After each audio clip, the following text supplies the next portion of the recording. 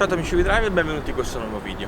Sono davanti alla Kia Exceed, un nuovo piccolo SUV della casa coreana e fra poco lo proveremo, ma prima voglio farvi vedere un po', facendovi, insomma, girando un po' la macchina, alcune caratteristiche dell'auto. Allora, l'auto è lunga 4,40 m, quindi diciamo un SUV medio, piccolo medio, ma davvero molto comodo.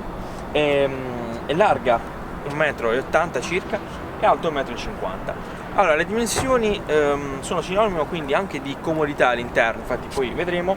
Anche il passo comunque sempre sui 2 metri e mezzo porta comunque grandi vantaggi in ambito di comodità. C'è un i30N che sta partendo. Allora, per quanto riguarda un po' anche il bagagliaio, vediamo un po' una parte posteriore e poi vediamo il design. Siamo circa 450 litri e fermiamoci magari su questa parte. Allora, come potete vedere la coda è molto spiovente. Guardate, lì c'è una ProSeed, guardate anche quanto è spiovente tra l'Exceed e la ProSeed. Infatti comunque l'Exceed è la versione SUV della famiglia Ceed, chiamiamola così. Qui questi sono due scarichi, c'è un piccolo estrattore, poi tra l'altro c'è questo inserto in plastica che appunto ricorda a chi la vede che è un SUV. Qua troviamo, cioè questo inserto lo troviamo anche lungo tutta la fiancata. E vediamo magari l'anteriore. Cerchi in questo caso la 18. Allora, l'anteriore qui è un po' diverso rispetto alle Ceed. Troviamo sempre la Tiger Nose, però impreziosita da questi dettagli in alluminio e anche questi dettagli qui sulla griglia sempre in alluminio.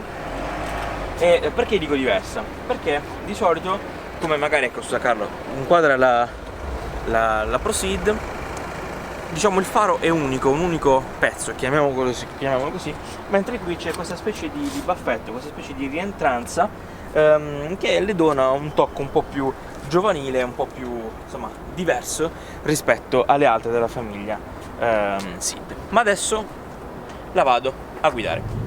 Allora, siamo saliti finalmente su questa Kia Exceed. Allora, prime sensazioni di guida, devo dire comoda. È un'auto comoda, anche abbastanza spaziosa. Tra l'altro questa qui è piena di ADAS, infatti adesso mi ha appena vibrato il volante. Allora, a livello di... parliamo di comodità di guida in primis. Allora, il volante è un pochino rigido. Noto anche in città era un pochino rigido, però è un rigido che non disturba, anzi lo trovo abbastanza, come dire, solido, ecco, solido è il termine adatto. Poi per quanto riguarda la mia comodità durante la guida, right? Yes. Okay. Per quanto riguarda la guida, io sono seduto in una posizione, diciamo, per me comoda, e dietro, magari Carlo vedi se riesce a inquadrare, c'è diverso spazio tra le gambe. Noi siamo in tre, c'è Carlo, sono io e c'è una ragazza di Kia, ed è seduta molto comoda dietro, quindi a livello di dimensioni, come vi dicevo prima, l'auto, anche se non è troppo anche se non è troppo grande, comunque insomma è comoda. Allora, per quanto riguarda invece sospensioni, purtroppo in Germania non ci sono troppe buche, quindi non posso dirvi effettivamente le sospensioni se sono buone o no, però sembrano di sì. Ovviamente comunque l'auto è anche nuova, quindi fa molto. Questo è un motore 1400 da 140 cavalli, lo spunto c'è, si sente anche perché l'auto non è troppo pesante. E magari adesso appena entriamo in tangenziale, vediamo se riesco un po' a accelerare.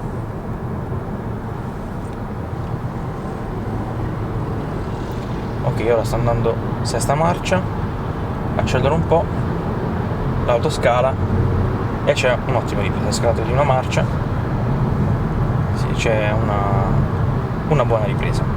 Allora, quest'auto in particolare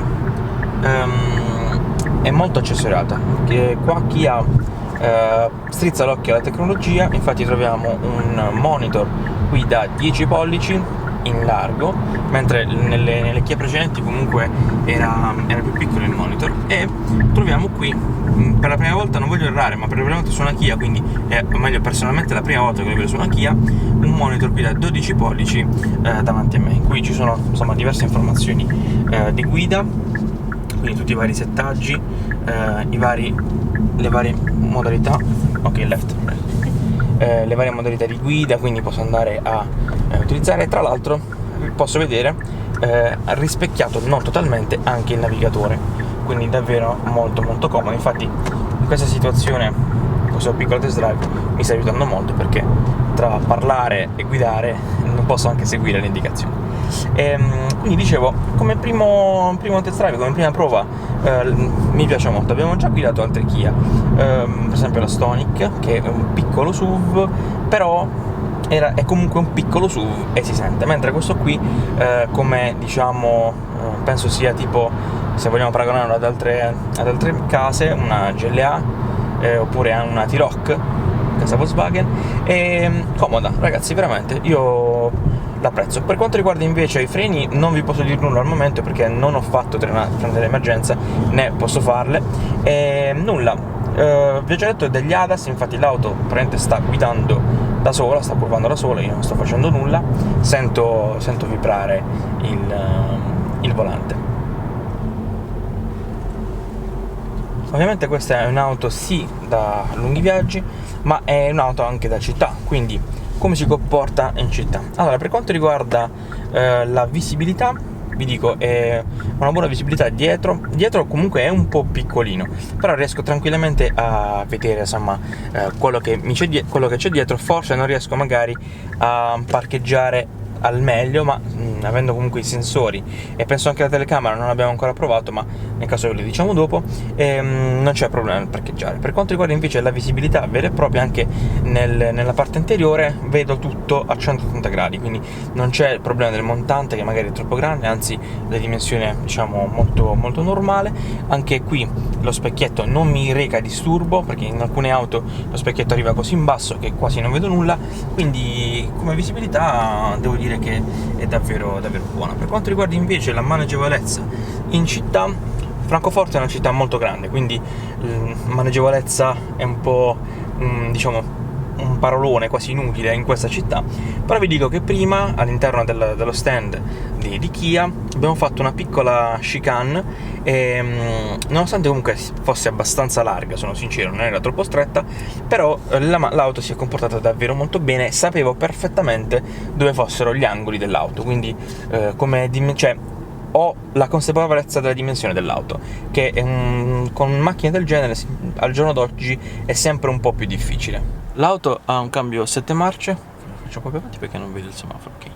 Ha un cambio 7 marce ed è molto molto fluido. Noi abbiamo fatto un piccolo tratto di tangenziale in cui siamo andati diciamo a velocità abbastanza sostenuti, e appunto per questo vi dico che è anche molto silenziosa l'auto.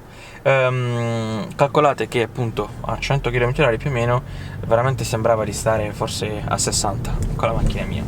Per quanto riguarda i consumi dell'auto, magari appena ci fermiamo vi dico quanti chilometri ho consumato, perché adesso insomma è una macchina nuova, città nuova, vorrei concentrarmi sulla guida, quindi magari dopo controllo sul computer di bordo quanto effettivamente ho consumato in questi 16 km di percorso.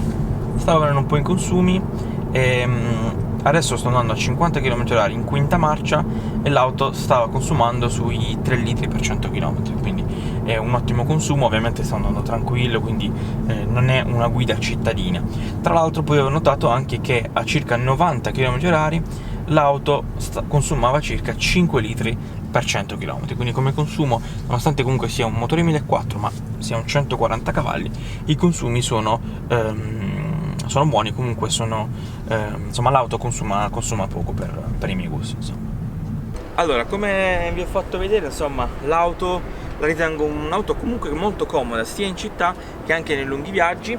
Questa, come vi ho detto prima in presentazione ma anche durante il test, è un 1440 cavalli, però se volete una motorizzazione un po' più tranquilla, chiamiamola così, abbiamo anche il 1000 da 120 cavalli, oppure se invece volete una motorizzazione molto più pepata come la ProSeed qui a fianco, c'è la 1600 da 204 cavalli.